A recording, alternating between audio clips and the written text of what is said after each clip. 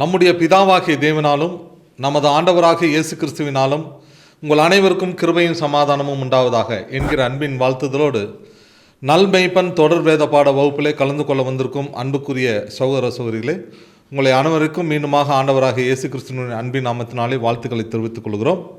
நாம் ஒவ்வொரு வாரமும் வேதத்தில் உள்ள அடிப்படை சத்தியங்களை நாம் தியானித்து வருகிறோம். இன்றைய நாளிலே அடுத்த பாடத்துக்குள்ளாக நாம் கடந்து வந்திருக்கிறோம். நாம் யாவரும் தலைகளை தாழ்த்தி ஜபத்துக்குள்ளாக நாம் கடந்து வருவோம். மகா உன்னதங்களில் வாசமாக இருக்கிற எங்கள் அன்பின் பரலோக பிதாவே, உமக்கே எல்லா துதி ஸ்தோத்திரங்களையும் இந்த மாலை பொழுதிலே ஏறெடுக்கிறோம் தந்தையே. கடந்த காலங்கள் முழுவதும் நீர் எங்கள் ஒவ்வொருவரையும் கண்ணின் மணி போல் காத்து எங்களுடைய வாழ்நாளில் ஒரு நாளை எங்களுக்கு சேர்த்து கொடுத்து, இதோ இந்த நாளிலும் மாலை பொழுதிலே நாங்கள் யாவரும் ஒன்று கூடி உம்முடைய வேதத்தில் உள்ள அதிசயங்களை நாங்கள் கேட்கும்படியாக தேவரீர் எங்களுக்கு கிருபை பாராட்டி நம் மகாபெரிய தயவுக்காக நன்றி செலுத்துகிறோம். இதோ நீங்கள் ஒவ்வொரு வாரமும் எங்களுக்கு கேட்கக்கூடிய பாடங்களை எங்களுடைய வாழ்க்கையில் ஆசீர்வாதமாக்கி தாரும். விசேஷமாக இந்த நாளிலும் எங்களுடைய அன்பு சகோதரன் வாயிலாக நீ தர இருக்கக்கூடியதான விலையேறப்பெற்ற பாடத்திற்காக நன்றி செலுத்துகிறோம். எங்கள் சிந்தனைகளை நாங்கள் யாவற்றையும் ஒருமுகப்படுத்தி உம்முடைய சத்தியத்திலே நாங்கள் தியானித்திருக்க தேவரீர் எங்களுக்கு கிருபை பாராட்டும். இதோ இந்த கூடுகையிலே கலந்து கொள்ள வந்திருக்கும் எங்களுடைய அன்பு சகோதர சகோதரிகள் ஒவ்வொரு பேருக்காக நேரத்தில் வருகிறோம். ஒவ்வொருவருடைய சிந்தனைகளை ஒருமுகப்படுத்த வேண்டுமா உம்மிடத்தில் மன்றாடுகிறோம். உம்முடைய பரிசுத்தாவின் வழிநடத்திலே அதிகமாக எங்களுக்கு தந்து இந்த சத்தியத்திலே நாங்கள் தொடர்ந்து நீடித்திருக்க எங்களுக்கு கிருபை பாராட்ட வேண்டும் என்று எங்கள் அன்பின் இரட்சகராக இயேசு கிறிஸ்து மூலமாக இந்த மன்றாட்டுக்களை நாங்கள் பணிவோடு இருக்கிறோம். எங்கள் பரிசுத்தமுள்ள நல்ல பிதாவே, ஆமேன். அன்புக்குரிய சகோதர சகோதரிகளே, தேவனுடைய நாமத்திற்கு மகிமையாகவும் நம்முடைய ஆவிக்குரிய ஜீவியத்துக்கு பிரயோஜனமாகவும் இந்த நாளிலே நம்முடைய மூத்த சகோதரர் இந்த நாளுக்குரிய தேவனுடைய வார்த்தைகளை நம்முடைய பகிர்ந்து கொள்வார்கள். கிறிஸ்தியேசுக்குள் அன்பாய் அழைக்கப்பட்ட அன்புக்குரிய சகோதர சகோதரிகளே, அனைவருக்கும் ஆண்டவராக இயேசு கிறிஸ்துடைய நாமத்தினாலே அன்பின் வாழ்த்துக்கள். நம்முடைய ஆண்டவர் இயேசு கிறிஸ்துடைய 2ஆம் வருகையினுடைய பாடங்களை நம்ம பார்த்துட்ருக்குறோம். கடந்த வாரத்தில் நம்ம என்ன பார்த்தோம்? ஆண்டவர் இயேசு கிறிஸ்துடைய 2ஆம் வருகையுடைய அடுத்த எவிடன்ஸ் ஒன்று பார்த்தோம். அதுக்கப்புறம் ஆண்டவர் இயேசு கிறிஸ்துடைய 2ஆம் வருகை பற்றி சொல்லப்பட்ட 3 கிரேக்க வார்த்தைகள், அவருடைய 2ஆம் வருகையை பற்றி சொல்லப்பட்ட வசனங்களிலே அடங்கியிருக்கிற 3 கிரேக்க வார்த்தைகள். ஒன்று பெருஷியா, கிறிஸ்து வந்திருத்தல், எஃபிப்படியானா அதிகமான வெளிச்சம், அப்போகாலிப்சிஸ்னா அது எல்லாருக்கும் தெரிகிற மாதிரி வெளிப்படுதல். சரியா? ஸோ இந்த 3 காரியங்களை நம்ம போன தடவை கவனித்தோம். அதுக்கப்புறம் ஆண்டவர் இயேசு கிறிஸ்து எந்த டைமில் அவர் வந்திருக்கக்கூடும் அப்படிங்கிற ஒரு விஷயத்தை சொல்லும் பொழுது மத்தேயு 25ஆம் அதிகாரத்தில் அந்த 10 கன்னிகள் உமை, அதில் மணவாளன் வர்றதுக்கு எல்லோரும் விளக்கு எடுத்துகிட்டு அவங்க ரெடியாக இருக்கிறாங்க. மணவாளன் தாமதிச்சிருச்சு, தூங்கிடுறாங்க. ஆனால் நடுராத்திரியிலே மணவாளன் வந்தார் படித்தோம் இல்லையா? அப்போ இந்த நிகழ்ச்சி சரித்திரத்தில் வில்லியம் மில்லர் மூமெண்ட் பார்த்தோம் இல்லையா? போன வாரமே இயேசு கிறிஸ்து வருவார்னு சொல்லி 1844 வருஷங்களில் போய் நின்னாங்க. மணவாளன் வரல, பழைய நிலைமைக்கு போயிட்டாங்க. அப்போ ஆண்டவர் இயேசு கிறிஸ்து எந்த வருஷத்துக்கு பிறகு தான் வந்திருக்கு வேணும்? 1844க்கு பின்னாடி தான் வந்திருக்கணும். அது ஊர்ஜிதமான விஷயம். அடுத்தது இதோ மணவாளன் அப்படின்னு சொல்லும்போது எந்த டைமில் வர்றார்? நடு ராத்திரியிலே அப்படின்னு பார்த்தோம் இல்லையா? ஸோ அப்போ அந்த நடு ராத்திரியில் வந்துட்டார். சரியா? அப்போ நடு ராத்திரி காலையில் ஆகிற வரைக்கும் ஒரு 6 மணி நேரம் டைம் இருக்கு இல்லையா? ஸோ அந்த ஸ்டேஜ் தான் நம்ம பார்த்தோம். பெருஷியாங்கிறது நடு ராத்திரி, எபிபனியாங்கிறது காலையில் ஒரு 5 மணி மாதிரி, அப்போகாலிப்ஸ்ங்கிறது கண்ணுக்கு தெரிகிற ராஜ்யம். இப்போ இயேசு கிறிஸ்து வந்தாச்சு. காலையில் 7 மணி இன்னும் ஆகலை, கண்ணுக்கு தெரிகிற ராஜ்யம் இன்னும் வரல. உலக ஜனங்கள் உயிர் தெளிம்புறது தான் கண்ணுக்கு தெரிகிற ராஜ்யம். அந்த ராஜ்யம் இன்னும் என்ன ஆகலை? வெளிப்படலை. ராஜ்யம் ஏற்கனவே உள்ளே வந்துருச்சு. நம்ம ஏற்கனவே படித்தோம் இல்லையா? கர்த்தருடைய நாள் இரவிலே திருடன் வருகிற விதமாய் வரும். உள்ளே வந்தாச்சு. ஏன் இன்னும் வெளிப்படலை? அந்த ராஜாக்குடைய லக்கம் இன்னும் முடியல. அது நமக்கு புரியுது. அப்போது நம்ம எந்த டைமில் இருக்கிறோம்னா அந்த நடு இரவுலேருந்து காலையில் 7 மணி அந்த டைம் வரைக்கும் இருக்கணும். இப்போது நடு இரவு ஏற்கனவே ரொம்ப நாள் ஆயிடுச்சு. இன்னுமே நடு இரவுனா இல்லை. நாம் இப்போ இருக்கிறது காலையில் 5 மணி மாதிரி, ஆனால் இன்னும் கொஞ்சம் இருட்டு இருக்குது. அப்போ இந்த ஒரு காலப்பகுதி இருக்கு இல்லையா? இந்த ஒரு காலப்பகுதியில் உண்மையான திருச்சபையின் பிள்ளைகள், இயேசு கிறிஸ்து வந்திருக்கிற போது வாழ்ந்து கொண்டிருக்கிற பிள்ளைகள், அவங்களுக்கு இந்த பூமியில் என்ன எச்சரிப்பு தேவன் கொடுக்குறார், எப்படி அவர்கள் தங்களுடைய வாழ்க்கை அமைச்சுக்கணும் அப்படிங்கிற ஒரு விஷயத்தை இப்போது நமக்கு தீர்க்க தரிசனங்களின் மூலம் ஆண்டவர் மறுபடியும் பேசுகிறார். அதே மத்தேயு 24ஆம் அதிகாரத்தில். இப்போது நம்ம ஏற்கனவே படித்தோம். மத்தேயு 24ஆம் அதிகாரம் 3ஆம் வசனம். அவங்க சீஷர்கள் கேட்குறாங்க, உம்முடைய வருகைக்கும் இந்த உலகத்தின் முடிவுக்கும் அடையாளம் என்ன? அப்போ தான் நிறைய அடையாளம் சொல்கிறார். பஞ்சம் வரும், கொள்ளை நோய் வரும், பூமி எதிர்ச்சி வரும், எல்லாம் பார்த்தாச்சு. கடைசியாக ஊர்ஜிதமான அடையாளம் அத்திமரம் இல்லையா? அந்த அத்திமரம் இஸ்ரேல் ஜனங்கள் கூட்டி சேர்ப்பு. இப்போ அந்த இஸ்ரேல் ஜனங்கள் கூட்டியும் சேர்த்தாச்சு. இப்போ நம்ம அந்த காலத்தில் தான் வாழ்ந்துட்டுருக்குறோம். இன்னமும் நாம் தெரிய வேண்டிய விஷயங்கள் உள்ளது. அதில் விசேஷமாக ஆண்டவர் இயேசு கிறிஸ்துவின் 2ஆம் வருகையின் காலத்தில் வாழ்ந்து கொண்டிருக்கிற பிள்ளைகளுக்கு இன்னும் சில விஷயங்கள் தெரியணும். அப்படிங்கிறத அவர் எப்படி மறுபடியும் தீர்க்க தரிசன பாஷையில் ஆண்டவர் ஆரம்பிக்கிறார் பாருங்கள். மத்தேயு 24ஆம் அதிகாரம் 15ஆம் வசனம் எப்படி ஆரம்பிக்கிறார்? இவ்வளோ நேரம் பேசணும் இல்லையா? இன்னும் இருக்கு மேலும். பாழாக்குகிற அருவருப்பை குறித்து தானியேல் தீர்க்கதரிசி சொல்லி இருக்கிறானே, வாசிக்கிறவன் சிந்திக்க கடவன். நீங்கள் அதை பரிசுத்த ஸ்தலத்தில் நிற்க காணும் போது யூதேயாவில் இருக்கிறவர்கள் மலைகளுக்கு ஓடிப்போக கடவர்கள். கொஞ்சம் கவனிக்கலாம் அன்புக்குரிய சகோதர சகோதரர்களே. இது ஆண்டவர் இயேசு கிறிஸ்துடைய 2ஆம் வருகையின் காலத்தில் நடக்க போகிற விஷயத்தை தான் சொல்கிறார். இப்போ நடந்து கொண்டிருக்கிற விஷயமா இருக்குதா, இல்லை இனி நடந்துருச்சா, இனி நடக்க போதா? இதை கொஞ்சம் கவனிச்சின்னா விசேஷமாக ஆண்டவர் இயேசு கிறிஸ்துடைய 2ஆம் வருகை இப்போ சொல்கிறார். இங்கே ஒரு விஷயம் சொல்கிறேன், இன்னொரு விஷயம் இருக்குது. பாழாக்கும் அருவருப்பை குறித்து தானியேல் தீர்க்கதரிசி சொல்லியிருக்காராம். நீங்கள் அந்த தானியேல் தீர்க்க தரிசனத்தை வாசிச்சிங்கன்னா தெரியும். வாசிக்கிறதோடு விட்டுறாதீங்க, சிந்திங்கிறார். அந்த அருவருப்பை நீங்கள் பரிசுத்த ஸ்தலத்தில் நிற்க காணும்போது நீங்கள் ஏற்கனவே யூதேயாவில் இருக்கிறீங்க, மலைகளுக்கு ஓடிடுங்க அப்படிங்கிறார். அப்படின்னா அன்புக்குரிய சகோதர சகோதரி, இப்போ ஆண்டவர் ஒரு க்ளூ கொடுத்துட்டார். பாழாக்கும் அருவருப்பை குறித்து தானியேல் தீர்க்கதரிசி சொல்லியிருக்கானே, அது என்ன பாழாக்கும் அருவருப்பு? அப்போ நம்ம நேரம் எங்கே போகணும்? தானியேல் தீர்க்க தரிசனத்தில் போய் பார்க்கணும். ஏன்னா வாசிச்சுட்டு சிந்திக்க சொல்லிட்டாரே ஆண்டவர். அதனால் இப்போ என்ன பண்ணலாம்? வாசிக்கலாம், அப்புறம் சிந்திக்கலாம். பாருங்கள், அதிலேயே தானியேல் 12ஆம் அதிகாரத்தில் இருக்குது 11ஆம் வசனம். பாருங்கள், அன்றாட பலி நீக்கப்பட்டு பாழாக்கும் அருவருப்பு ஸ்தாபிக்கப்படும் காலம் முதல் 1290 நாள் செல்லும்னு ஒரு வசனம் இருக்குது. அது நம்ம மேல் பகுதி மட்டும்தான் இப்போ நமக்கு ரெஃபரன்ஸ். என்ன? அன்றாட பலி நீக்கப்பட்டு பாழாக்கும் அருவருப்பு ஸ்தாபிக்கப்படும் காலம் முதல் அப்படின்னு ஆரம்பிக்கிறார். ஸோ அன்புக்குரிய சகோதர சகோதரி, அப்போது பாழாக்கும் அருவருப்பை குறித்து தானியேல் தீர்க்கதரிசி சொல்லிட்டார். நீங்கள் வாசிக்கிறவங்க சிந்திச்சுங்க. இந்த அருவருப்பை நீங்கள் பரிசுத்த ஸ்தலத்தில் பார்த்தீங்கன்னா நீங்கள் யூதேயாவில் இருக்கிறவங்க மலைக்கு ஓடுங்க. அப்போ முதல்ல கண்டுபிடிக்க வேண்டியது, ஒரு குறிப்பிட்ட காலத்தில் ஆண்டவர் இயேசு கிறிஸ்துவுக்கு பின்னால் அன்றாட பலி நீங்கிடுச்சான். அப்படின்னு என்ன அர்த்தம்? அன்றாட பலிதான் ஆண்டவர் இயேசு கிறிஸ்துடைய காலத்திலிருந்து வலியுறுத்தப்பட்டது. திருச்சபையின் பிள்ளைகள் மத்தியில் நீங்கள் டெய்லி சாக்ரிஃபைஸ் பண்ணுங்கள். இதையே தான் ஆண்டவர் சொன்னார். லூக்கா 9ஆம் அதிகாரம் 23ஆம் வசனம். பின்பு அவர் எல்லாரையும் நோக்கி, ஒருவன் என் பின்னே வர விரும்பினால் அவன் தன்னைத்தான் வெறுத்து தன் சிலுவையை அனுதினமும் எடுத்துக்கொண்டு. இதுதான் அன்றாட பலி. ஒருவன் என்னை பின்பற்ற விரும்பினால் அவன் தன்னைத்தான் வெறுத்து தன் சிலுவையை அனுதினமும் எடுத்துக்கொண்டு வரணும். அன்றாட பலி, டெய்லியும் இல்லையா? ஸோ இதை குறித்து இன்னொரு இடத்துல கூட மத்தேயு 16:24 அதுலேயும் ஆண்டவர் அதை தான் சொல்கிறார். ஒருவன் என்னை பின்பற்ற விரும்பினால் தன்னைத்தான் வெறுத்து சிலுவை எடுத்துட்டு வாங்க. இதை தெளிவாக புரியறதுக்காக தான் பவுல் நம்மக்கிட்ட பேசினார். அப்படி இருக்க சகோதரரே, நீங்கள் உங்கள் சரீரங்களை தேவனுக்கு பிரியமான ஜீவபலியாக ஒப்பு கொடுக்க வேண்டும் என்று தேவனுடைய இரக்கங்களை முன்னிட்டு வேண்டிக்கிறேன். இதுவே நீங்கள் செய்யத்தக்க புத்தி உள்ள ஆராதனை. இதுக்கு எல்லா விளக்கம் நமக்கு தெரியும் இல்லையா? ஸோ இதுதான் அன்றாட பலிங்கிறது. ஒவ்வொரு நாளும் பிதாவாகிய தேவனுக்காகவும் நம்முடைய ஆண்டவர் இயேசு கிறிஸ்துவுக்காகவும் நம்ம என்ன செய்யணும்? நம்முடைய சரீரத்தில் தான் உழைக்கணும். இதில் தான் நிறைய ஜீவபலி செலுத்தணும். இதுதான் முதல்ல ஆண்டவர் சீசர்களுக்கு சொல்லிக் கொடுத்தார். சீசர்கள் அவங்களுடைய பின்னடியார்களுக்கு சொல்லிக் கொடுத்தாங்க. இது அப்படியே காலங்காலமாக வந்துட்டு இருக்கும்போது ஒரு டைம் வந்த உடனே அன்றாட பலி நீக்கப்பட்டது. டெய்லி சாக்ரிஃபைஸ் நீக்கப்பட்டு அருவருப்பு உள்ள வந்துருச்சான். அந்த அருவருப்பு ஜனங்களை பாழாக்கிருச்சு. அதனால தான் அதுக்கு பேர் என்ன? பாழாக்கும் அருவருப்பு. புரியுதுங்களா? பாழாக்கும் அருவருப்பு.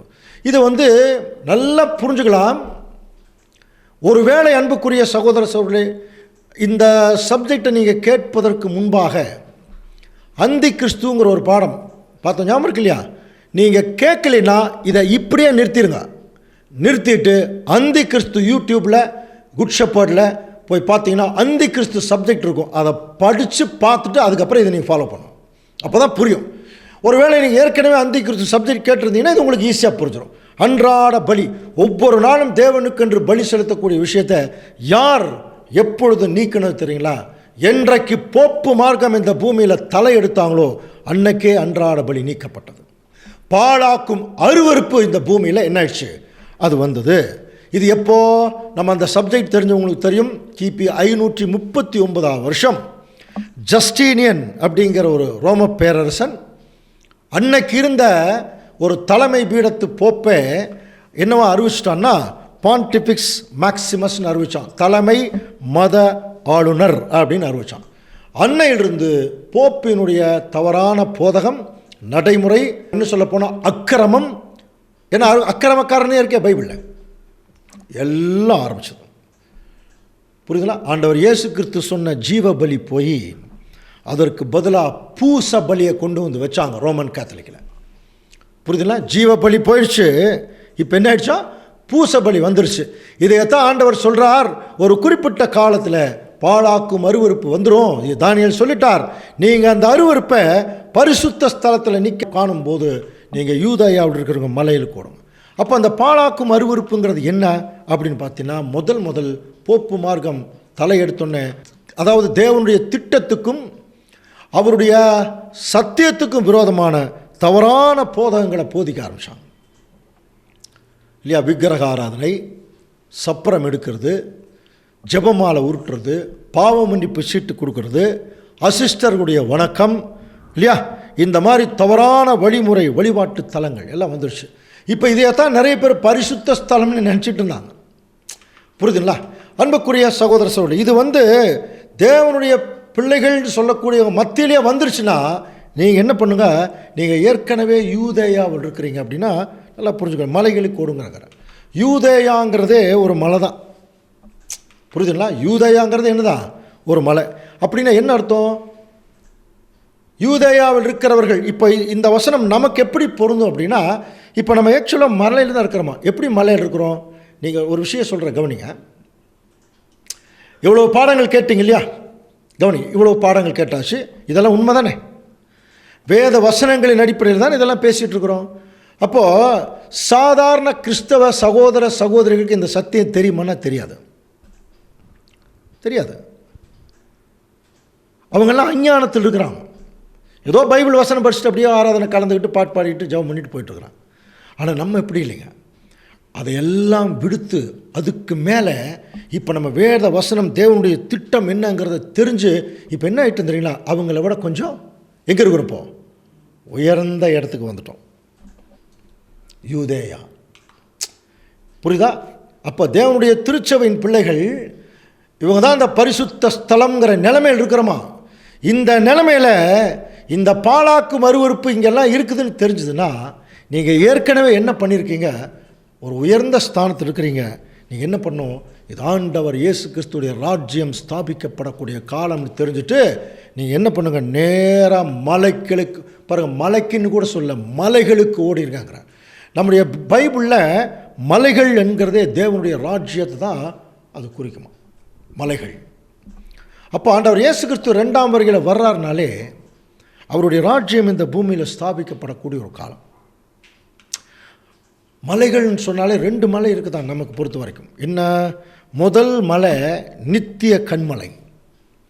ஏசாயா 26ஆம் அதிகாரம் 4ஆம் வசனம், கர்த்தரை என்றென்றைக்கும் நம்புங்கள், கர்த்தராகிய யெகோவா நித்திய கண்மலையாய் இருக்கிறார். கர்த்தராகிய யாவே தேவன் நித்திய கண்மலையாக இருக்கார். இது ஒரு கண்மலை. இன்னொன்று ஞான கண்மலை. நம்ம படிச்சிருக்கோம் இல்லையா, இஸ்ரேல் ஜனங்கள் வழி நடந்து வருகையில் மோசே அவர்களை கூட்டிக் கொண்டு வந்த விதத்தை அப்போஸ்தலனாகிய பவுல் 1 கொரிந்தியர் 10ஆம் அதிகாரத்தில் சொல்கிறார். எல்லாரும் ஒரே ஞானபானத்தை குடித்தார்கள், எப்படி அவர்களோட கூட சென்ற ஞான கண்மலையின் தண்ணீரை குடித்தார்கள். அந்த கண்மலை கிறிஸ்துவே. இப்போ எத்தனை மலை? 2 மலை. ராஜ்யத்தினுடைய ஆரம்பம் வந்துட்டோம், கிறிஸ்து வந்தாச்சு. இப்போ நீங்கள் என்ன பண்ணுறீங்க, நம்ம இருக்கக்கூடிய சபைகள், நம்ம இருக்கக்கூடிய பகுதிகள், இதில் எல்லாம் தேவனுக்கும் சத்தியத்துக்கும் விரோதமாக ஏதாவது அருவருப்பை நீங்கள் பார்த்துட்டிங்கன்னா நீங்கள் உடனே வெளியே வந்து, நீங்கள் ஏற்கனவே யூதேயாவில் அவங்கள விட மேலான நிலைமைக்கு இருக்கிறீங்க, நீங்கள் நேராக இன்னும் மேலே ஓடிடுங்க, இன்னும் மலைக்கு ஓடுங்கிறார். இதைத்தான் கொலோசியர் என்ன சொல்கிறார்? கொலோசியர் 3:1 பாருங்க. நீங்கள் கிறிஸ்துவுடனே கூட எழுந்ததுண்டானால் கிறிஸ்து தேவனுடைய வலது பார்சத்தில் வீற்றிருக்கும் இடத்தில் உள்ள மேலானவைகளையே. அப்போது தேவன் இருக்கார், அவருடைய வலது பாசத்தில் கிறிஸ்து இருக்கார். 2 மலை, இந்த மலைகளை நோக்கி நீங்கள் மேலானவைகளையே நாடி ஓடிருங்க. அதிலேயே கொலோசியர் 3ஆம் அதிகாரம் 2ஆம் வசனம், பூமியில் உள்ளவைகளே அல்ல மேலானவைகளையே நாடுங்கள். மேலானவைகளையே நாடுங்கள் அப்படின்னா என்ன அர்த்தம் தெரியுங்களா? இது ஏதோ அங்கிருந்து அங்கே ஓடுற விஷயம் இல்லை. இந்த மாதிரி அறிவுறுப்புகளை எல்லாம் நம்ம பார்த்துட்டோம்னா பிதாவாகிய தேவனையும் அவருடைய குமாரனாகிய இயேசு கிறிஸ்துவையும் அவருடைய ராஜ்யத்தினுடைய சத்தியங்களையும் அந்த நிலைமைகளையும் தேடி ஓடிருங்க, வெளியே வந்துருங்க, மலையை நோக்கியே போயிருங்கட்டார். அடுத்த வசனம் பாருங்கள், மத்தேயு 24:20 நீங்கள் எந்த சமயத்தில் ஓடி போகக்கூடாதுன்னு ஒரு வசனம் இருக்குது. மத்தேயு 24:20 வாசிக்கலாம். நீங்கள் ஓடிப்போவது மாறி காலத்திலாவது ஓய்வு நாளிலாவது சம்பவியாதபடிக்கு வேண்டிக் கொள்ளுங்கள். இது வந்து லிட்டரலாக நம்ம அப்படியே சொல்லார்த்தமாக எடுத்துக்கிறதுல இது தீர்க்க தரிசன வசனம். ஏற்கனவே படிச்சிருக்கோம் இல்லையா? இதுக்கெல்லாம் சுய தோற்றமான பொருள். அதாவது நார்மலாக எடுத்துக்கிட்டோம்னா மழை பெய்யும் போது ஓடிடாதீங்க, இல்லைன்னா ஞாயிற்றுக்கிழமையாக பார்த்து ஓடாதீங்கன்னுங்கிற மாதிரி அர்த்தமாயிடும் இல்லையா? அப்படி அல்ல. மாறி காலம் அப்படின்னா தீர்க்க தரிசனத்தில் ஒரு குறிப்பிட்ட காலம் மாறி காலம். ஓய்வு நாள் அப்படின்னா அது ஒரு குறிப்பிட்ட காலம். அப்போது நல்லா கவனிக்கலாம் அன்புக்குரிய சகோதர சகோதரி, எந்த டைமில் ஓடக்கூடாதுன்னு சொல்கிறார் அப்படிங்கிறது ரொம்ப முக்கியம். இந்த டைமில் ஓடுங்கன்னு சொல்கிறது ஒரு விஷயம், ஆனால் இங்கே என்ன சொல்கிறாருன்னா எந்த டைமில் ஓடக்கூடாது அப்படின்னா மாறி காலம். இதெல்லாம் இஸ்ரேல் நாட்டில் ஏற்படக்கூடிய இயற்கை சூழ்நிலையை வச்சே ஆண்டவர் இயேசு கிறிஸ்து தீர்க்க தரிசனமாக சொல்கிறார். அப்படின்னா கவனிக்கலாம், இந்த மாறி காலம் எப்போ தெரியுமா வரும்? அறுவடைக்கு பின்னால். நார்மலாகவே நமக்கு தெரியும், ஒரு அறுவடை முடிஞ்சதுக்கப்புறம் விதைப்பாங்க. எப்போ? மழை பெய்யும் போது. அப்போது இன்றைக்கு என்ன நடந்துட்டுருக்கு? ஆண்டவர் இயேசு கிறிஸ்து 2ஆம் வருகையில் வந்து இப்போ நம்ம படித்த முடியா பொன்னை போலவும் வெள்ளியை போலவும் இப்போ ஒரு சில தேவனுடைய பிள்ளைகளை புடமிட்டு மேலே கொண்டு போகிறதுக்கு ரெடியாக இருக்கார். 2ஆம் அறுவடை இந்த பூமியில் நடந்துட்டுருக்கு. இயேசு ராஜா வந்துட்டார். உண்மையான திருச்சபையின் பிள்ளைகளை 2ஆம் அறுவடை செஞ்சிட்ருக்கார். இந்த அறுவடை முடிஞ்சு 144,000 பேருடைய அறுவடை முடியும் போது இந்த பூமிக்கு மாறி காலம் ஸ்டார்ட் ஆகும். விதைப்பு, மழை வரும், உலக ஜனங்களுக்கு தேவனுடைய சத்தியங்கள் வரும்போது உலக ஜனங்களுடைய இருதயத்தில் வசனங்கள் விதைக்கப்படும். அது என்னென்னா கண்ணுக்கு தெரிகிற ராஜ்யத்தில் தான் அது நடக்கும். மகா உபத்திரவ காலம் முடிச்சதுக்கப்புறம் உலக ஜனங்கள் உயிர்த்தெழும்பி வரும் பொழுது தான் உலக ஜனங்களுக்கு சத்திய மழை வரும். சரியா? இந்த காலத்தில் நம்ம ஓடக்கூடாது. ஏன்னா அதுக்கு முன்னாடியே நம்ம ஓடிடணும். ஏன்னா அதுக்கு முன்னாடி தான் அறுவடை நடந்துட்டுருக்கு. அறுவடையில் நம்ம முதிர்ந்த பயிர்களாக ராஜாக்களாக கிறிஸ்து வந்து அறுவடை செய்ய போகிறார். இப்போ நம்ம அறுவடைக்கு வந்திருக்கிறோம் இல்லையா? இது உலக ஜனங்களுக்கு தான் இந்த மாறி காலம். அதே விஷயம், அதே ஐடியா தான் ஆண்டவர் இயேசு கிறிஸ்து சொல்கிறார், ஓய்வு நாளில் ஓடிடாதீங்க. இந்த ஓய்வு நாளுங்கிறது என்னென்னா உலக ஜனங்களுக்கு வரப்போகிற வெளிப்படையான ராஜ்யம். ஏற்கனவே ராஜ்யம் உள்ளே வந்தாச்சு, இன்னும் உலக ஜனங்களுக்கு ஓய்வு வரல. எப்போ வரும்? கண்ணுக்கு தெரிகிற ராஜ்யம் அது வெளியே வரும்போது உலக ஜனங்கள் எல்லாருக்குமே அந்த ஓய்வு வரும். ஸோ அந்த உயிர் தெழுதல், புரியுதுங்களா? அப்போது இந்த ரெண்டுமே பார்த்தீங்கன்னா கண்ணுக்கு தெரிகிற ராஜ்யம். இந்த ராஜ்யம் வர்றதுக்கு முன்னாடியே உண்மையான திருச்சபையின் பிள்ளைகளுடைய அந்த அறுவடை முடிஞ்சிடும். இப்போ சொல்கிறார், இது முன்னாடியே ஓடிருங்க, இதில் ஓடிடாது. ஏன்னா கண்ணுக்கு தெரிகிற ராஜ்யம் வரும்போது நம்ம ஓடுறதுக்கு அது நேரம் அல்ல. நம்ம அதுக்கு முன்னாடி என்ன பண்ணிடணும்? ஓடிடணும். இதுதான் முதல் எச்சரிப்பு கொடுக்குறார். இந்த மாதிரி நடக்கும்போதே தெரிஞ்சுங்க. அடுத்தது இன்னொன்று, இந்த பாழாக்கும் அருவருப்பை ஸ்தாபிச்சாம் பாருங்க, போப்பு மார்க்கம், அதிலிருந்து வெளியே வந்த புராட்டஸ்டன்ட் சபைகள், அவங்கள பற்றி ஒரு அருமையான, அதாவது எச்சரிப்பான வசனம் பாருங்கள். அந்நாட்களில் கர்ப்பவதிகளுக்கும் பால் கொடுக்கிறவர்களுக்கும் ஐயோ அப்படிங்கிறார். நார்மலாக எடுத்துக்கிட்டோம்னா இயேசு கிறிஸ்து 2ஆம் வருகையில் வரும்போது கர்ப்பவதிகளும் பால் கொடுக்கிறவர்களும் நாசமாக போயிடுவாங்கன்னு அர்த்தம். பாவம், அவங்க என்ன தப்பு பண்ணாங்க இல்லையா? அப்போ இது யாரை குறித்து சொல்லியிருக்கு தெரியுமா? ஒரு சில வசனங்கள் அப்படியே பார்க்கலாம், அதுக்கப்புறம் இது யாருன்னு நீங்களே சொல்லுவீங்க பாருங்க. யோபு 15:35 வாசிங்க. அப்படிப்பட்டவன் அநியாயத்தை கர்ப்பம் தரித்து அக்கிரமத்தை பெறுகிறான். அவர்கள் கர்ப்பம் மாயையை பிறப்பிக்கும். அடுத்தது சங்கீதம் 7:14.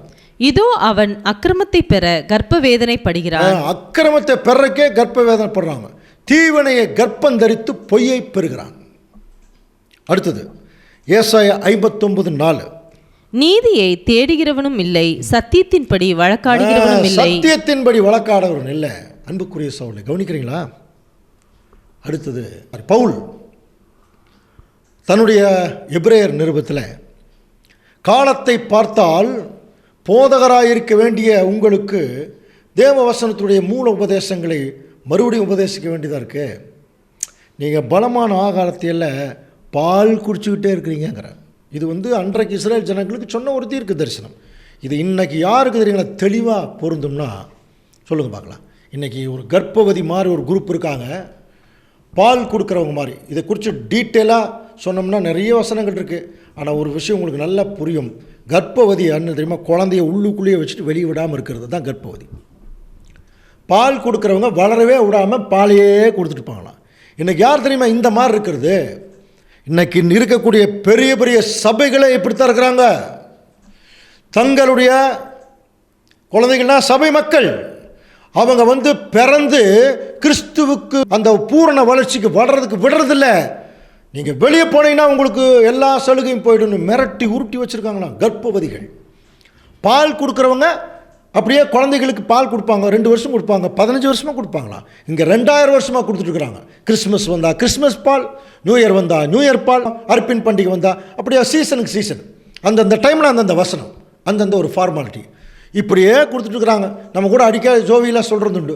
ஆண்டவர் இயேசு கிறிஸ்து 2ஆம் வருகையில் ராஜ்யத்தை ஏற்படுத்தக்கூடிய காலத்தில் கிறிஸ்மஸ் டைமில் தொட்டலில் போட்டு ஆறாரோ பாலகனேன்னு தூங்குன்னு பாடிட்டு இருக்கிறான். இன்னும் அதே தான் நடக்குது. அவர் 2ஆம் வருகையில் ராஜ்யத்தை ஸ்தாபிக்கக்கூடிய காலப்பகுதியில் இதுதாங்க பால் கொடுக்கறது. இதை யார் செய்கிறாங்கன்னா இன்றைக்கு இருக்கக்கூடிய எல்லா சபைகளும், சபைகளுடைய போதகர்கள் அவங்க தாங்க பால் கொடுக்குறவங்க. ஐயோ, அழிஞ்சு போயிடுவாங்க இன்னும் கொஞ்ச நாளில். புரியுதுங்களா? சத்தியத்தில் உண்மையான திருச்சபையின் பிள்ளைகளை பிறக்கவும் விடுறதில்ல, அவங்கள வளரவும் விடுறது இல்லையா.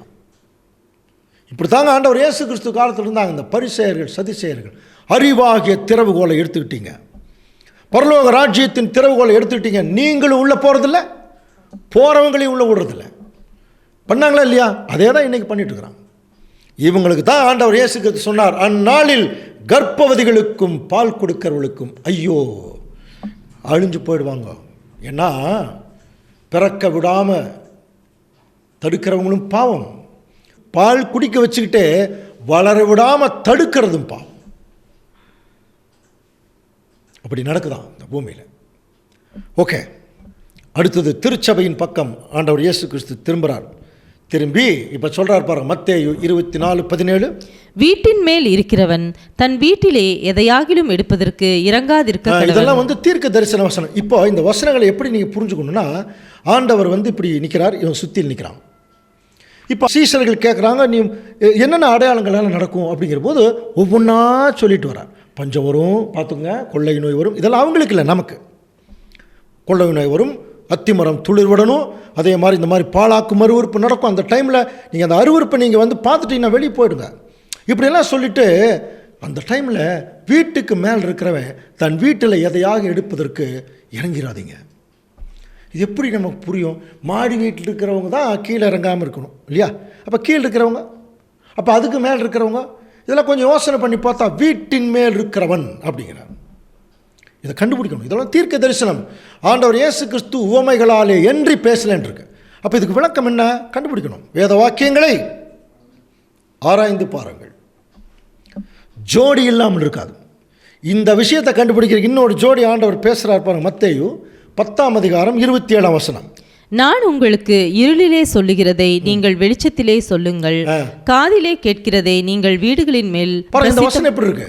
இதுக்கு முன்னாடி என்ன பார்த்தோம்? வீட்டுக்கு மேல் இருக்கிறவன் வீட்டில் இருக்கிற பொருளை எடுக்கிற கீழே இறங்கிறாதீங்கன்னு சொல்கிறார். இது கிறிஸ்துவுடைய 2ஆம் வருகையின் காலத்தில் சொல்லப்பட்ட தீர்க்க தரிசனம். அப்போ நம்ம கண்டுபிடிக்க வேண்டியது வீட்டுக்கு மேலேன்னா என்ன, வீட்டுக்குள்ளே என்ன, வீடுன்னா என்ன தெரியணும் இல்லையா?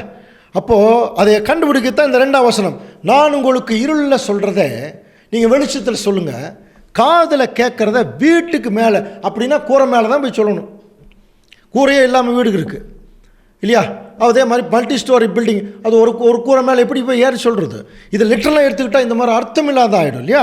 அப்போ நம்ம வேத வாக்கியங்களை ஆராய்ந்து பாருங்கள். முதல்ல என்ன கண்டுபிடிக்கலாம்? வீடு கண்டுபிடிக்கலாமா? பாருங்கள், எபிரேயர் 3:2. மோசே தேவனுடைய வீட்டில் எங்கும் உண்மையுள்ளவனாய் இருந்தது போல இவரும் தம்மை ஏற்படுத்தினவருக்கு உண்மையுள்ளவராய் இருக்கிறார். மோசே தேவனுடைய வீட்டில் எங்கும் உண்மை உள்ளவராக இருந்தார். தான் ரெஃபரன்ஸ். நல்லா கவனிக்கிறீங்களா? தேவனுடைய வீடு, அங்கே மோசே வந்து ஒரு உண்மை உள்ளவராக இருந்திருக்காராம். அப்போ தேவனுடைய வீடு எங்கே? அவருக்கு தனியாக தான் வீட்டில் தான் வேலை செஞ்சாரா மோசே? அடுத்தது ரெஃபரன்ஸ் கொடுக்குறார். சொல்லப்பட போகிற காரியங்களுக்கு சாட்சியாக மோசே பணிவிடைக்காரனாய் அவருடைய வீட்டில் எங்கும் உண்மையில் உள்ளாக இருந்தார். இப்போ நீங்கள் யோசனை பண்ணுவார், அப்போது மோசே பணிவிடை செஞ்சுட்டு இருந்தாராம் தேவனுடைய வீட்டில். அப்படின்னா மோசே எங்கே பணிவிடை செஞ்சார்?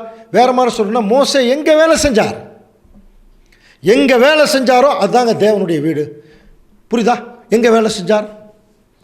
இன்னும் புரியலையா? யார் மத்தியில் வேலை செஞ்சார்? இஸ்ரேல் ஜனங்கள் மத்தியில். இப்போ புரிஞ்சுல? அப்போ இஸ்ரேல் ஜனங்க தான் தேவனுடைய வீடு. ஏற்கனவே நம்ம ஆசரிப்பு கூடார சப்ஜெக்டில் பார்த்துருக்கோம். நான் அவர்கள் மத்தியில் வந்து தங்கணும், அதனால் எனக்கு ஒரு கூடாரத்தை செய்யணும்னு சொன்னார். அதுதான் அவருடைய அந்த வீடு. இஸ்ரேல் ஜனங்க தான் தேவன் குடியிருக்கிற வீடாக அவர் பார்த்தார். அங்கே தான் மோசே உண்மையாக வேலை செஞ்சுட்டு இருந்தாராம். புரியுதா இல்லைங்களா? ஸோ அப்போ அன்புக்குரிய சகோதரர், இந்த படத்தை பார்த்தீங்கன்னா இது ஒரு வீடு, புரியுதுங்களா? இது வந்து அது இஸ்ரேல் ஜனங்கள். இஸ்ரேல் ஜனங்க தான் அந்த வீடு. புரிஞ்சுதா? இப்போ எபிரேயர் 3ஆம் அதிகாரம். இப்போ அடுத்த வசனம் பாருங்கள். எபிரேயர் 3:6 வாசிக்கலாம். கிறிஸ்துவோ அவருடைய வீட்டிற்கு மேற்பட்டவரான. இப்போ பாருங்க, இஸ்ரேல் ஜனங்க தான் தேவனுடைய வீடு. இப்போ இயேசு கிறிஸ்து என்ன ஆயிட்டாரா? அவருடைய வீட்டுக்கு மேலே வந்துட்டாரா. எந்த வீட்டுக்கு? இஸ்ரேல் ஜனங்க தான் வீடு, கிறிஸ்து மேலே வந்துட்டார். இப்போ நீங்களே சொல்லுங்கள், கிறிஸ்து மேலே வந்துட்டார்னா அவரை ஃபாலோ பண்ணுறவங்களும் எங்கே தான் போவாங்க? வீட்டுக்கு மேலே. இப்போ நாமளும் எங்கே தெரியுமா இருக்கோம்? வீட்டுக்கு மேலே தான் இருக்கிறோம். எந்த வீட்டுக்கு மேலே? இஸ்ரேல் ஜனங்கள் என்கிற வீட்டுக்கு மேலே. இதை லூக்கா 17:31 கவனிக்கலாம். இப்போ இதுவரைக்கும் அன்புக்குரிய சகோதர சோழே, இதை மத்தேயு 24ஆம் அதிகாரத்தை படிச்சிட்டோம் இல்லையா? அதுக்கு ரெஃபரன்ஸ் கொடுக்குறார். அந்நாளிலே. எப்படி ஆரம்பிக்கிறார் பாருங்க. அந்நாளிலே. எந்நாளில்? அவருடைய ராஜ்யத்தின் ஆரம்பம். படித்தோம் இல்லையா? அந்நாளிலே வீட்டின் மேல் இருப்பவன் தன் பண்டங்களை எடுத்து கொண்டு போக என்ன பண்ண வேண்டாம்? உள்ள கீழே இறங்காதிருக்க கடவுள். இப்போது நல்லா புரிஞ்சுக்கலாம். அப்போ இஸ்ரேல் ஜனங்க தாங்க அந்த வீடு. அந்த வீட்டுக்கு மேலே கிறிஸ்து வந்துட்டார். அப்படின்னா இஸ்ரேல் ஜனங்களுடைய நிலைமைக்கு மேலே வந்துட்டார். நாமளும் அதே மாதிரி தான். ஆவிக்குரிய இஸ்ரேல் ஜனங்கள், மாம்சத்துக்குரிய இஸ்ரேல் ஜனங்களை விட மேலான நிலைமைக்குள்ளே வந்துட்டோம். அவங்க கண்டு விசுவாச கால பகுதியில் இருந்தாங்க. நம்ம காணாமல் விசுவாசிக்கிற காலத்தில் இருக்கிறோம். இப்போ நம்ம என்ன ஆகிடக்கூடாது தெரியுமா? வீட்டுக்கு மேலே போயிட்டோம். இப்போ எந்த காரணத்தை கொண்டு இந்த வீட்டுக்குள்ளே பூந்து அவங்களுடைய சொத்தை எடுத்துடக்கூடாது, பண்டங்களை. அப்படின்னா இஸ்ரேல் ஜனங்களுடைய சொத்து என்ன தெரியுமா? அதை எடுக்கக்கூடாத சொத்தா, எடுக்கக்கூடாத பண்டங்கள். அப்படின்னு என்ன அர்த்தம்? இஸ்ரேல் ஜனங்களுக்கு, அதாவது தேவனுக்கு பிரியமில்லாத நிறைய கேரக்டர் இருந்ததால் தான் அந்த பண்டங்கள். அதை போய் நீங்கள் எடுத்துடாதீங்கிறார். இப்போ நமக்கே தெரியும், இஸ்ரேல் ஜனங்களுக்கு உள்ள இருந்த தேவனுக்கு பிரியமில்லாத பண்டங்களை போல் இருந்த கேரக்டர் என்ன? ஃபஸ்ட்டு விக்கிரக ஆராதனை, அப்புறம் சுயநலம், களியாட்டு, உலக பெருமை, பொருளாசை, முறுமுறுக்கிறது, அப்புறம் உலக கவலை, முரட்டாட்டம். நமக்கு தெரிஞ்சு இவ்வளோ. உங்களுக்கு இதை விட நிறைய தெரியலாம். ஒரு வேளை தெரிஞ்சுன்னா அந்த லிஸ்ட்டில் நீங்கள் சேர்த்திங்க. அன்புக்குரிய சகோதர சோர்களே, நீங்கள் சேர்த்திங்க. சரியா? ஸோ இது வந்து கொஞ்சம் கவனிச்சிங்கன்னா, ஆண்டவர் இயேசு கிறிஸ்து வந்து இப்போ என்ன ஆகிட்டார்னா, இஸ்ரேல் ஜனங்க தான் வீடு, அந்த வீட்டுக்கு மேலே வந்துட்டார். இப்போ நாமளும் அந்த மேலே போயிட்டோம் இல்லையா? இப்போ மேலே போனவங்க கீழே இறங்கி இந்த மாதிரி தவறான விஷயத்தை செஞ்சிடக்கூடாது. விக்கிரக ஆராதனை, சுயநலமான வாழ்க்கை, களியாட்டுள்ள வாழ்க்கை, உலக பெருமை, பொருளாசையான வாழ்க்கை, முறுமுறுக்கிறது, உலக கவலை, முரட்டாட்டம் பண்ணுறது, இதெல்லாம் தாங்க வீட்டுக்குள்ளே இஸ்ரேல் ஜனங்கள் என்கிற வீட்டுக்குள்ள இருந்த சொத்து. எந்த காரணத்தை கொண்டும் திருச்சபையின் பிள்ளைகள் கீழே இறங்கிடக்கூடாது. சரியா? இது ரொம்ப முக்கியமாக நம்ம கவனிக்கணும். அதனால தான் இஸ்ரேல் ஜனங்களையே நமக்கு ஒரு முன்னுதாரணமாக ஆண்டவர் இயேசு கிறிஸ்து வைக்கிறார். பவுல் மூலமாக சொல்லும்போது இஸ்ரேல் ஜனங்களை வழிநடத்தின விதத்தை பற்றி பேசினார் இல்லையா? அவர்களோட கூட சென்ற ஞான கண்மலையின் தண்ணீரை குடித்தாங்க அப்படி சொல்லிட்டு 1 கொரிந்தியர் 10:5 அப்படி இருந்தும் அதிகமான பேர்களிடத்தில் தேவன் பிரியமாக இல்லை. அவர்கள் வனாந்தரத்திலே அழிக்கப்பட்டாங்க. அவர்கள் இச்சித்தது போல நாமும் பொல்லாங்கானவைகள் இச்சியாதபடிக்கு இப்போ இவங்களெல்லாம் நமக்கு எப்படி இருக்குதான், ஒரு திருஷ்டாந்தமாக இருக்குது. சரியா? அப்படின்னா இதில் இன்னொரு விஷயம் கூட இருக்கு அன்புக்குரிய சகோதரர். இது அப்படியே நமக்கு இன்னும் கொஞ்சம் அப்ளை பண்ணோம்னா, இன்னைக்கு இருக்கக்கூடிய கிறிஸ்தவ மண்டலத்தை கொஞ்சம் அப்ளை பண்ணணும்னு வச்சுங்களேன். எல்லா கிறிஸ்தவர்களும் ஒரே கூரையின் கீழே தான் இருக்காங்களாம். எல்லா கிறிஸ்தவர்களும் அந்த கூரைக்கு பேர் திருத்துவம். அதுக்கு கீழே தான் இருக்காங்க. ஆனால் நம்ம அதுக்கு மேலே போயிட்டோமா. அதனால தான் அவர்கள் வைக்கிற விசுவாசத்துக்கும் நம்ம வைக்கிற விசுவாசத்துக்கும் ஒரு பெரிய வித்தியாசம் இருக்குது. நம்ம வைக்கிற விசுவாசம் என்னன்னு சொல்லி பார்த்தோம், மகா பரிசுத்தமான விசுவாசம். இது வேத வசனங்களின் அடிப்படையில் இருக்கக்கூடிய விசுவாசம். இப்போ நம்ம அதுக்கு மேலே வந்துட்டோம். நம்ம மேலே போனவங்க மறுபடியும் திருத்துவ கொள்கைக்கெல்லாம் என்ன பண்ணிடக்கூடாது, போயிடவே கூடாது. சரியா? ஓகே. இப்போது மத்தேயு 24ஆம் அதிகாரத்தில் இப்போ சுற்றிலுக்கு சீசர்கள் உட்காந்துருக்காங்க. இதை ஆண்டவர் சொல்லிட்டு வரா, நீங்கள் இப்படியெல்லாம் பண்ணிடாதீங்கன்னா அது அவங்களுக்கு இல்லை, நமக்கு. இப்போ அவருடைய ராஜ்யத்தினுடைய ஆரம்பம், அவருடைய 2ஆம் வருகையில் இன்னொரு முக்கியமான நிகழ்ச்சி இந்த பூமியில் நடக்கும். அதையும் இப்போ ஆரம்பிக்கிறார் பாருங்க. லூக்காவில் ஸ்டார்ட் பண்ணுறாருப்பா. லூக்கா 17:26 வாசிக்கலாம். நோவாவின் நாட்களில் நடந்தது போல மனுஷகுமாரனுடைய நாட்களிலும் நடக்கும். நோவா பேழைக்குள் பிரவேசித்த நாள் வரைக்கும் ஜனங்கள் புசித்து குடித்தார்கள், பெண் கொண்டு கொடுத்தார்கள், ஜலப்பிரளயம் வந்து எல்லாரையும் அழித்து போட்டது. ரொம்ப சூப்பராக ஒரு விஷயம் கவனிக்கலாம். நோவாவுடைய நாட்களில் நடந்தது போலதான் மனுஷகுமாரனுடைய நாட்களிலும் நடக்கும். நோவா நாட்கள் என்ன நடந்தது? ஜனங்கள் புசித்தார்கள், குடித்தார்கள், பெண் கொடுத்து எல்லாம் பண்ணாங்க. ஜலப்பிரளயம் வந்து வாரிட்டு போகிற வரைக்கும் அதை பற்றி கவலையே இல்லாமல் இருந்தாங்க. அந்த மாதிரி தான் இங்கே நடக்குமா மனுஷகுமாருடைய நாட்களிலும். இன்றைக்கி அதுதாங்க நடந்துகிட்ருக்கு. இல்லை ஆச்சரியம் என்ன தெரியுமா? நோவாவுடைய நாட்களில் நடந்தது போல் மனுஷகுமார் நாட்கள் நடக்கும். அப்போ in the days of Noah, in the days of son of man ஆங்கிலத்தில் இருக்கும். அப்போ நோவாவின் நாட்களில் அப்படிங்கிற போது நோவா அங்கே இருந்தார் இல்லையா? அதே மாதிரி மனுஷகுமாருடைய நாட்கள்ங்கிற போது மனுஷகுமாரன் எங்கே இருப்பார்? இங்கே இருப்பார். இங்கே தாங்க அக்கிரமம் பெருக ஆரம்பிக்குது. பாருங்கள், இங்கே பாருங்கள், ஜனங்கள் புசித்தார்கள், குடித்தார்கள், கொண்டார்கள், நட்டினார்கள் எல்லாம் படிக்கிறோம். எதை குறித்து கவலை இல்லாமல் இருந்தாங்க ஒரு 8 மாதத்துக்கு முன்னாடி வரைக்கும். பாருங்கள், ஒரு அடி அல்லது ஒரு இடி விழுந்தது ஒட்டுமொத்த உலக ஜனங்கள் கவர்மெண்ட்ஸுக்கு. இப்போ தான் கொஞ்சம் சீரியஸாக இருக்கிறாங்க. ஆனால் இன்னும் புத்தி வரல. என்ன? கொரோனா. எல்லா உலக நாடுகளும் இன்டர்நேஷ்னல் லாக்டவுன் ஆயிடுச்சு பாருங்க. இது எதுக்கு தெரியுமா? பின்னாடி ஒரு பெரிய பிரச்சனை வரப்போகிறது என்பதற்குரிய இண்டிகேஷன். ஆண்டவர் இயேசு கிறிஸ்து மகாராஜா உள்ளே வந்து தன்னுடைய பராக்கிரமத்தை செய்துட்ருக்கார். இந்த விவரம் தெரியாமையே உலக ஜனங்கள் இன்றைக்கி பாருங்கள், அவங்க பாட்டுக்கு பெருசாக பில்டிங் கட்டுறது என்ன இல்லையா, களியாட்டு பண்ணுறது என்ன, ஜனங்கள் எல்லாம் அப்படியே தெரிஞ்சிட்ருக்குறாங்க இல்லையா? அதே மாதிரி தான் இன்னும் கொஞ்ச நாளில் எப்படி அந்த நோவா காலத்தில் அன்றைக்கிருந்த உலகம் ஒரு பேரழிவுக்குள்ளே போச்சு இல்லையா, அதே மாதிரி இந்த உலகமும் ஒரு பேரழிவுக்குள்ளே போகும். நோவாவும் அவருடைய பிள்ளைகளும் பேழைக்குள்ளே வந்ததுனால அடுத்த உலகத்துக்குள்ளே போனாங்க. புரியுதுங்களா? அந்த மாதிரி ஒரு பேழை ரெடி பண்ணி வச்சுருக்காரு தேவன். அது என்னன்னு கேட்குறீங்களா? அது பின்னாடி வரக்கூடிய சப்ஜெக்டில் சொல்லப்படும். அந்த பேழை ரெடியாக இருக்குதுங்க. உள்ளே ஏறினீங்கன்னா உள்ள அடுத்த உலகம், 3வது உலகத்துக்குள்ளே போயிடலாம். ஓகே. ஸோ இது ஒரு வகை நோவாவின் காலத்தில் நடந்தது போல். அன்னைக்கு ஒட்டுமொத்த உலகம் அழிச்சுது. அதே சமயத்தில் லூக்கா 17ஆம் அதிகாரம் 28ஆம் வசனம் வாசிக்கலாம். லோத்தினுடைய நாட்களில் நடந்தது போலவும் நடக்கும். ஜனங்கள் புசித்தார்கள், குடித்தார்கள், கொண்டார்கள், விற்றார்கள், நட்டார்கள், கட்டினார்கள். பார்த்தீங்களா? லோத்தினுடைய நாட்களில் நடந்தது போலவும் நடக்குமா?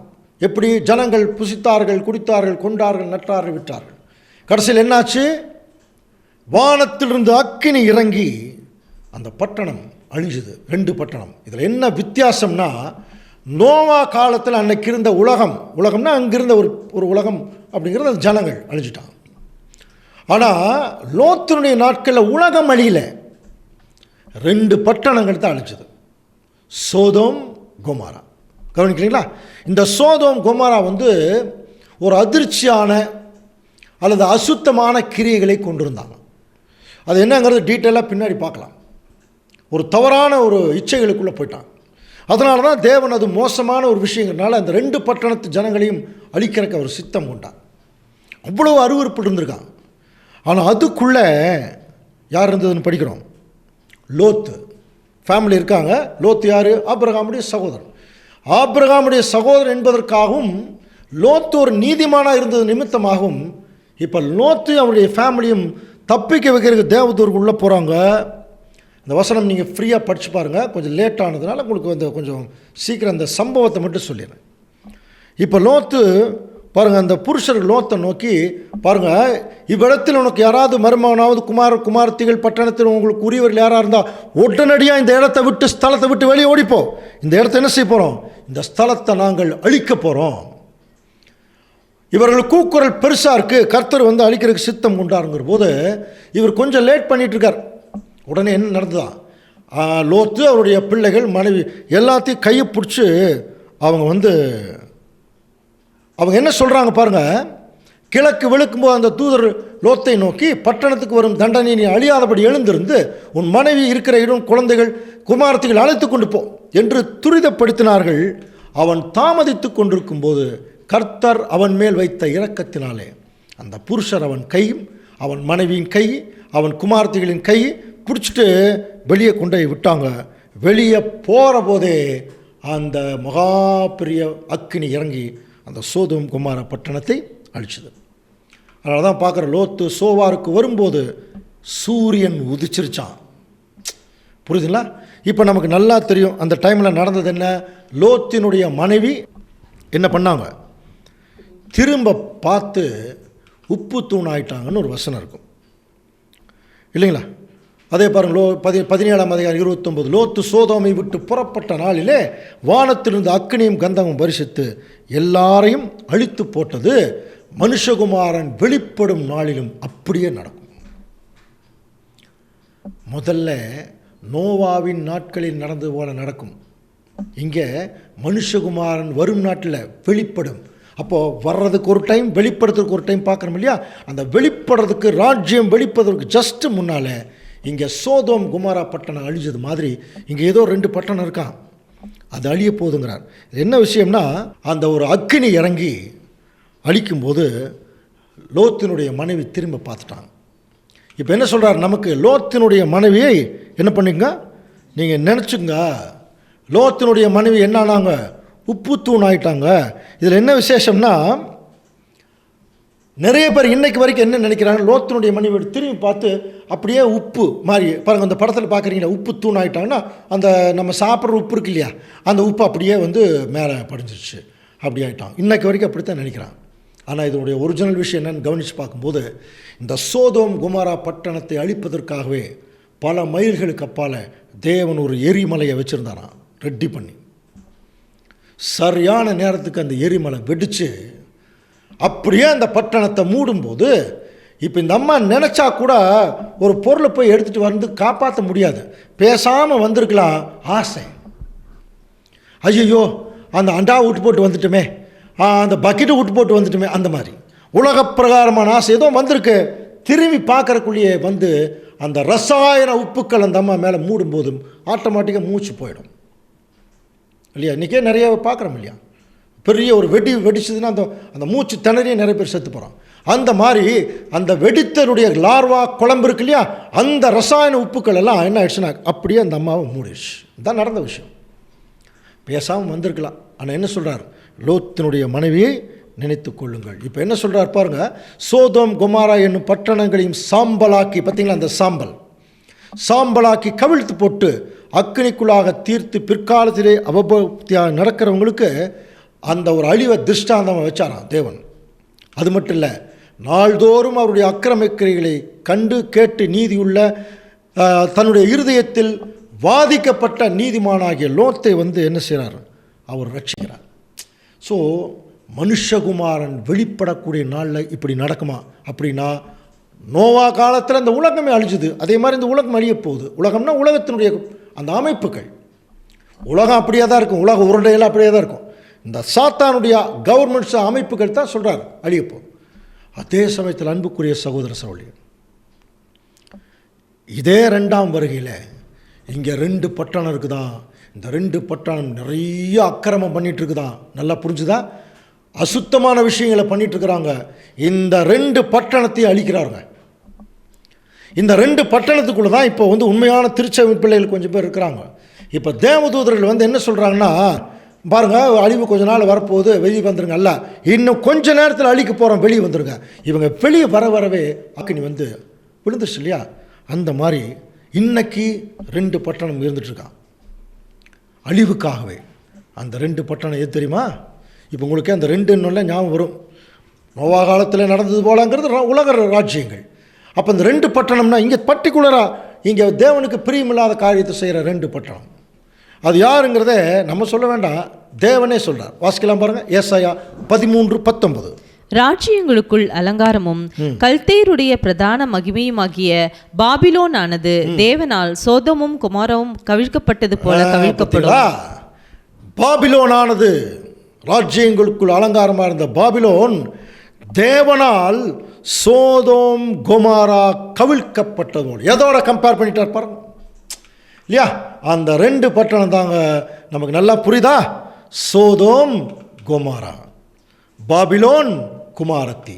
இன்னைக்கு இருக்கக்கூடிய பெயர் சபை மண்டலம் மொத்தமாக அழிய போதான். அதனால தான் அன்புக்குரிய சகோதர சூழலை இப்போ தேவதூதர்கள் என்ன சொன்னாங்க? இன்னும் கொஞ்ச நாளில் வெளியே வந்துருங்க, அழிவு வரப்போகுது. இதை தாங்க வெளிப்படுத்தல் 18ஆம் அதிகாரத்தில் ஆண்டவர் சொல்கிறார், என் ஜனங்களே, நீங்கள் அவருடைய பாவங்களுக்கு உடன்படாமலும் அவளுக்கு நேரிடும் வாதைகளில் அகப்படாமல் இருக்கும்படி அவளை விட்டு வெளியே வாங்க சொன்னாரா? இந்த சத்தம் கேட்குதா? நீங்கள் உலகத்தின் எந்த மூலையில் இருந்தாலும் சரி, அன்புக்குரிய சகோதர சகோதரர்களே, இந்த சத்தியத்தை கேட்டுக்கொண்டிருக்கிற தேவனுடைய பிள்ளைகள், இந்த சோதோம் கொமாரா பட்டணத்தை விட்டு வெளியே வந்துருங்க. இன்னும் கொஞ்ச நாள் அதுக்கு அக்கினி வரப்போகிறது, அழியப்போகுது. நின்றுட்டு யோசனை பண்ணுறதுக்கு டைம் கிடையாது. அடுத்த வசனம் வாசிக்கலாம் பாருங்கள், லூக்கா 17:33. தன் ஜீவனை ரட்சிக்க வகை தேடுகிறவன் அதை இழந்து போவான், இழந்து போகிறவன் அதை உயிர்ப்பித்துக் கொள்வான். பாருங்க, தன் ஜீவனை ரட்சிக்க வகை தேடுகிறவன் அதை இழந்து போயிடுவான். இன்னைக்கு நிறைய பேர் ஜீவன் உயிர் மாதிரி பார்த்துட்டு இருக்கிறாங்களா? புரியுது? சில பேர் சொல்லுவாங்க, இந்த சத்தியத்துக்குள்ளே வந்தவங்க, அது ரொம்ப தப்பு. எனக்கு வேலைன்னா ரொம்ப உயிருங்க, எனக்கு அதுதாங்க முக்கியம், எனக்கு பிஸ்னஸ்னால் அதில் தான் எனக்கு உயிர். சில பேர் என் மனைவி தான் எனக்கு உயிர், சில பேர் என் பொண்ணு தான் எனக்கு உயிர், என் பொண்ணுனா ரொம்ப உயிர். சில பேர் நாய்க்குட்டி உயிருங்கிறாங்க. இவங்க எந்த லிஸ்ட்டில் சேர்த்துறது? புரியுதா? அதுதான் தன் ஜீவனை ரட்சிக்க. அப்போ இந்த பூமியில் உயிர் கொடுத்த தேவனையும் பாருங்கள், நமக்காக உயிர் விட்ட கிறிஸ்துவையும் மறந்துட்டு நாய்க்குட்டியும் நரிக்குட்டியும் என்ன பண்ணிட்டு இருக்கிறாங்க? உயிர் நினைக்கிறாங்க பாருங்கள். அதான் தன் ஜீவனை ரட்சிக்க வகை தேடக்கூடிய நிலைமை, எல்லாத்தையும் இழந்துருவாங்கிறார் இல்லையா? ஸோ அன்புக்குரிய சகோதரர்களை எவ்வளோ அழகாக கனெக்ட் பண்ணுறார், கம்பேர் பண்ணுறார் தேவன். சோதோம் கொமாரா பட்டணம் அன்னைக்கு அழிஞ்சது போல ஆண்டவர் இயேசு கிறிஸ்து வெளிப்படக்கூடிய காலப்பகுதியில் இந்த பெயர் சபை 2மே அழிஞ்சிரும். அதனால தான் லோத்தை விட்டு வெளியே வர சொன்னார். வெளியே வந்தவர்கள் காப்பாற்றப்பட்டார்கள், திரும்பி பார்த்தவர்கள் அழிந்து போனார்கள். நாமளும் திரும்பி பார்த்துட்டோம்னா ஒன்றுமே பண்ண முடியாது, அழிவுக்குள்ளே போக வேண்டியதான். ஏன்னா இன்றைக்கி இருக்கக்கூடிய காலம் அந்த மாதிரி இல்லையா? மிட் நைட் ஆண்டவர் இயேசு கிறிஸ்து வந்துட்டார். அடுத்தது கண்ணுக்கு தெரிகிற ராஜ்யம் பக்கத்தில் தெரியுது. கொஞ்சம் இருட்டுருக்கு அந்த ராத்திரி. இந்த ராத்திரியில் இப்போ நம்ம என்ன பண்ணணும்? வாசிக்கலாம் பாருங்க, லூக்கா 17:34. அந்த ராத்திரியிலே ஒரே படுக்கையில் படுத்திருக்கிற 2 பேரில் ஒருவன் ஏற்றுக்கொள்ளப்படுவான், மற்றவன் கைவிடப்படுவான். வசனங்கள் எல்லாம் நிறைய பேர் தவறாக புரிஞ்சுக்கிறான். அந்த ராத்திரியிலேங்கிறது ஆண்டவர் இயேசு கிறிஸ்து வந்த ராத்திரி, இப்போ நம்ம இருக்கிற ராத்திரி. புரியுதா? திருடன் வருகிற விதமாய் உள்ள வந்தாச்சு, ராஜ்யம் வந்தாச்சு, கிறிஸ்து வந்துட்டார். இந்த ராத்திரியிலே ஒரே படுக்கையில் படுத்துக்கிற 2 பேர், ஒருவன் ஏற்றுக்கொள்ளப்படுவான். எடுத்துக்கொள்ளப்படுவான்னு சொல்லலை, ஏற்றுக்கொள்ளப்படுவான், மற்றவன் கைவிடப்படுவான். இதை நம்ம மக்கள் ரொம்ப ஜோவில் பண்ணிட்டோம். அதாவது கணவன் மனைவி 2 பேர் ஒரே படுக்கையில் தூங்கிட்டு இருப்பாங்களாம். திடீர்னு கணவனை தூக்கிடுவார், மனைவி அப்படியே அனாதையாக கிடக்கும் இல்லையா? அப்புறம் 2 பேர் ட்ரெயினில் போகும்போது ஒருத்தரை தூக்கிடுவார், மனைவியை தூக்கிடுவார், கணவனை விட்டுருவார். பெற்றோரை தூக்கிடுவாங்க, பிள்ளைகளை விட்டுருவாங்க.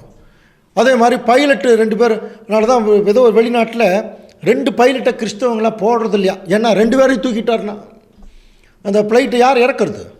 இப்படியெல்லாம் என்ன பண்ணிட்டாங்கன்னா தேவனுடைய வசனங்களை தவறாக புரிஞ்சுக்கிறாங்க. ஆனால் பைபிள் என்ன சொல்லுது? ஏற்றுக்கொள்ளப்படுவார்கள். ஒருவன் ஏற்றுக்கொள்ளப்படுவான், இன்னொருத்தர் கைவிடப்படுவான்.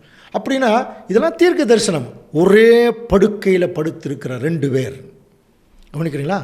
அப்போ ஒரே படுக்கையில் படுத்திருக்கிற அப்படிங்கிற போது நம்ம எப்போ தெரியுங்களா படுக்கைக்கு போவோம்? எல்லா வேலையும் முடிச்சுட்டு மென்டல் அண்ட் ஃபிசிக்கல் ரெஸ்ட்டு, இளைப்பாறுதல், அதுக்கு தானே போவோம். இந்த ஐடியா. அப்படின்னா தேவனுடைய சத்தியத்தில் இருக்கிற பிள்ளைகளுக்கு எது தெரியுங்களா இளைப்பாறுதல்? ஏசாயா 28ஆம் அதிகாரம் 10ஆம் வசனம். கற்பனையின் மேல் கற்பனையும் கற்பனையின் மேல் கற்பனையும் பிரமாணத்தின் மேல் பிரமாணமும் பிரமாணத்தின் மேல் பிரமாணமும் இங்கே கொஞ்சமும் அங்கே கொஞ்சமும் என்கிறார்கள். இங்கே கொஞ்சமும் அங்கே கொஞ்சம். கற்பனையின் மேல் கற்பனை, பிரமாணத்தின் மேல் பிரமாணம், இங்கே கொஞ்சமும் அங்கே கொஞ்சம்.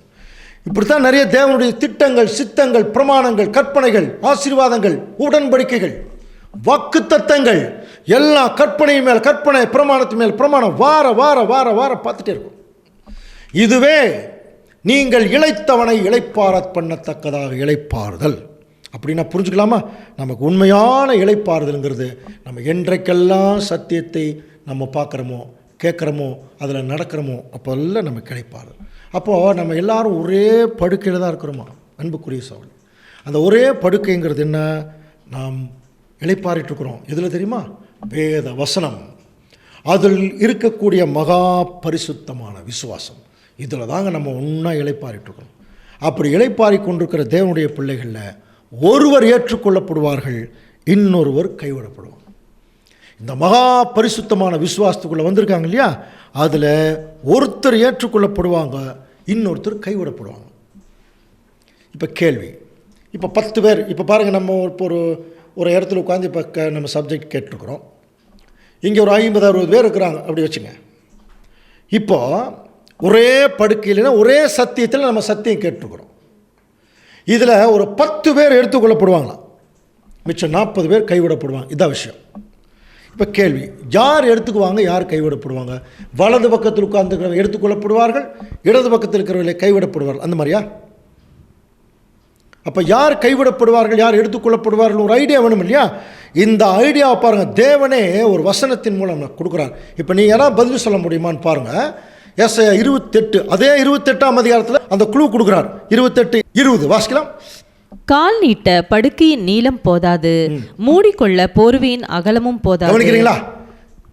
இந்த விஷயத்தை நமக்கு புரிய வைக்கிறதுக்கு ஒரு குழு வசனம் கொடுக்குறார். கால் நீட்ட படுக்கையின் நீளம் போதல, அதான் இளைப்பாறிட்டு இருக்கிறாங்க படுக்கையில்.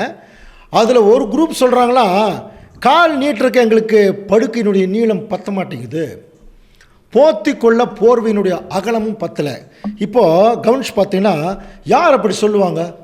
திடீர்னு பத்தலைங்கிறாங்க. அப்போ இதுக்கு முன்னாடி அது பற்றி இருந்திருக்கு, கால் நீட்டி இருக்கிறாங்க, கரெக்டாக கட்டில் பற்றி இருக்கு, போர்வை போத்திருக்கிறாங்க, பற்றி இருக்கு. திடீர்னு அவங்களே வந்து என்ன சொல்கிறாங்கன்னா, எனக்கு பெட்டு பற்ற மாட்டேங்குது, போர்வை போத்துறதுக்கு போர்வை பற்ற மாட்டேங்குதுன்னு யார் சொல்லுவாங்க? சொல்லுங்கள் பார்க்கலாம். வளர்ந்தவங்க தான் சொல்லுவாங்க. யார் வளருகிறார்களோ அதுதான் ஐடியா. கவனிக்கிறீங்களா? அப்போ இந்த சத்தியத்துக்குள்ள ஒரு 50 பேர் வந்துட்டோம்னாலே அந்த 50 பேரில் யார் வளருகிறார்களோ அவர்கள் ஏற்றுக்கொள்ளப்படுவார்கள். எப்படி வளரணும்? எபேசியர் 4ஆம் அதிகாரம் 11ஆம் வசனம் வாசிக்கலாம். மேலும் நம் அனைவரும் தேவனுடைய குமாரனை பற்றும் விசுவாசத்திலும் அறிவிலும் ஒருமைப்பட்டவர்களாகி கிறிஸ்துவினுடைய நிறைவான வளர்ச்சியின் அளவுக்கு தக்கதாக பூரண புருஷராகும் வரைக்கும்.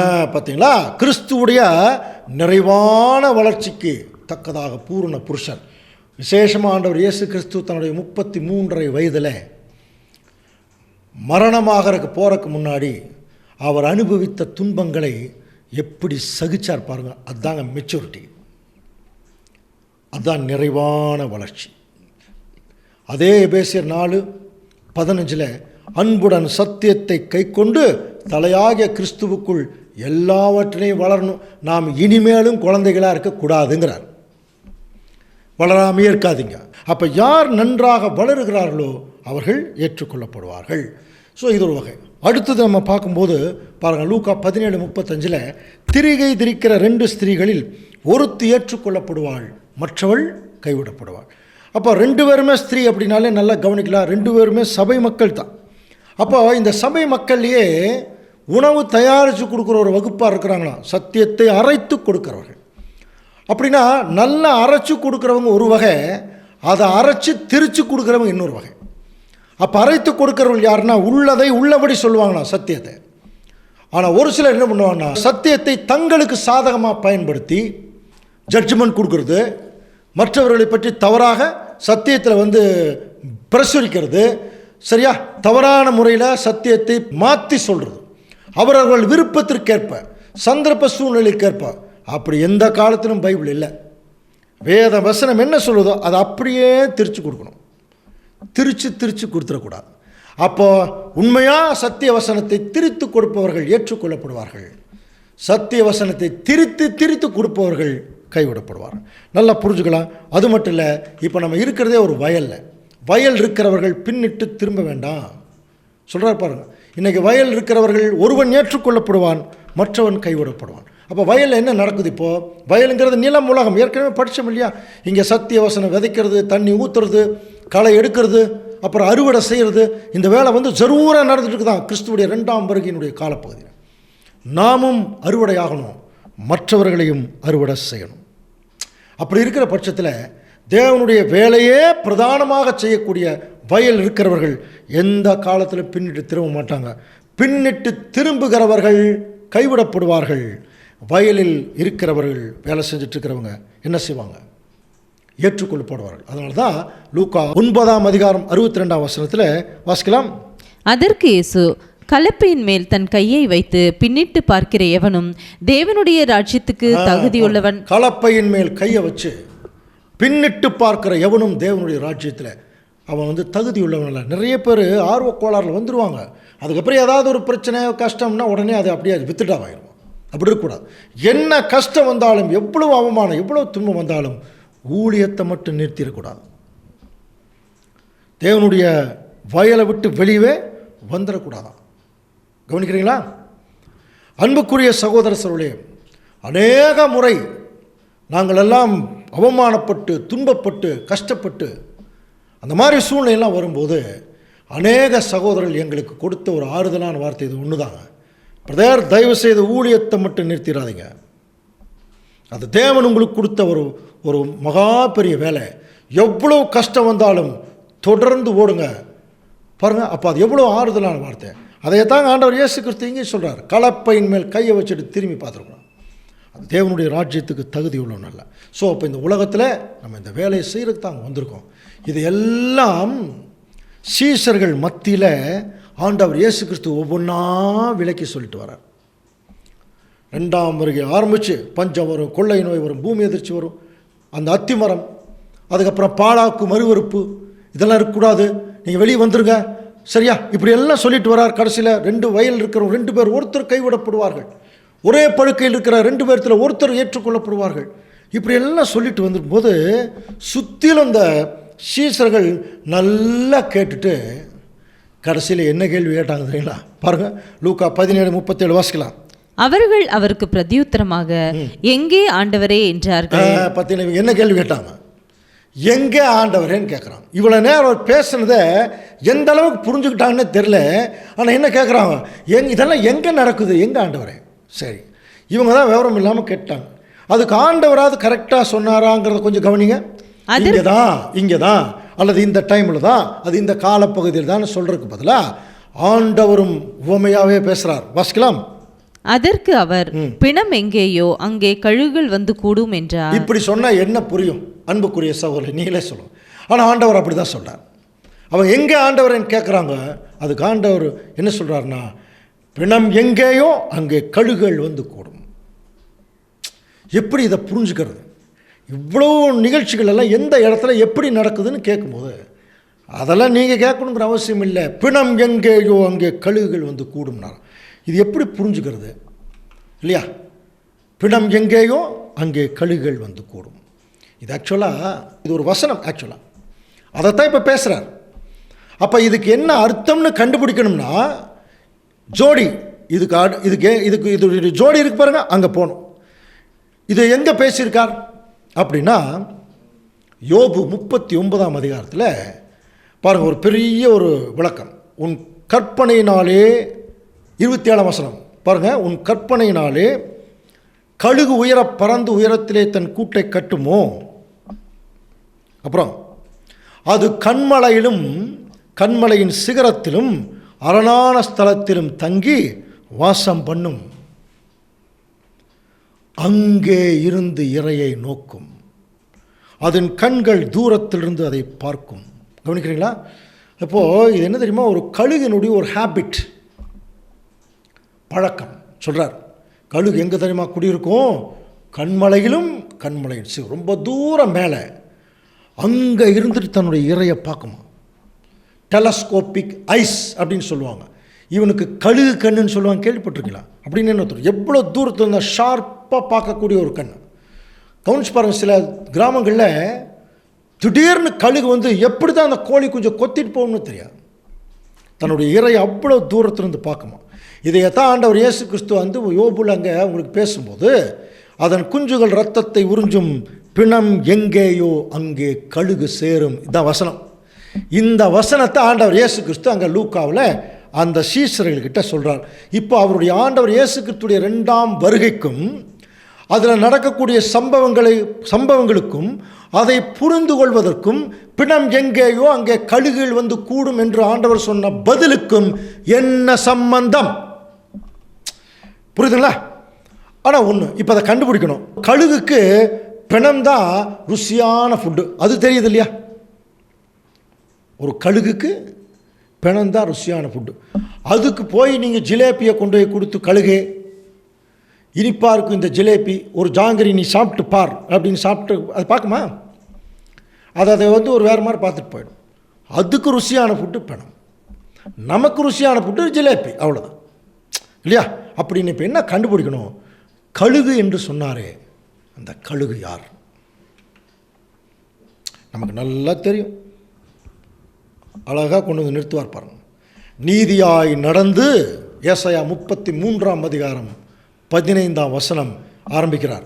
நீதியாய் நடந்து செம்மையானவைகளை பேசி இடுக்கண் செய்வதால் பெறும் ஆதாயத்தை வெறுத்து பரிதானங்களை வாங்காதபடிக்கு தன் கைகளை உதறி இரத்தம் சிந்துவதற்கான யோசனைகளை கேளாதபடிக்கு தன் செவியை அடைத்து பொல்லாப்பை காணாதபடிக்கு தன் கண்களை மூடுகிறவன் எவனோ